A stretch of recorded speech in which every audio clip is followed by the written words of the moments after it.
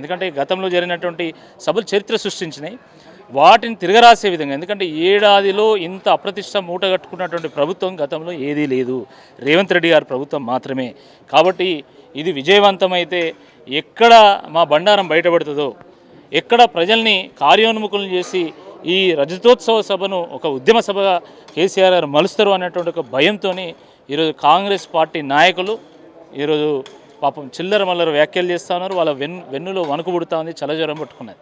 అందుకనే వర్ధన్నపేట శాసనసభ్యులు నాగరాజు గారు ఈరోజు ఈ సభా ప్రాంగణం చుట్టూ తిరిగి ఇక్కడటువంటి రైతులను రెచ్చగొట్టేటువంటి ప్రయత్నం చేస్తారు. అది ఎందుకు చేస్తున్నారో అర్థం కావట్లేదు. ఎందుకంటే ఎల్కతుర్తిలో సభ అనగానే 48 గంటల్లో రైతులు స్వచ్ఛందంగా 1200 ఎకరాలు వాళ్ళు స్వహస్తాలతోని సంతకాలు చేసి మరి వాళ్ళు మేము కేసీఆర్ గారి సభకు భూములు ఇస్తామని చెప్పిన తర్వాత ఈయన వచ్చి వీళ్ళని రెచ్చగొట్టేటువంటి ఒక ప్రయత్నం చేస్తున్నారు.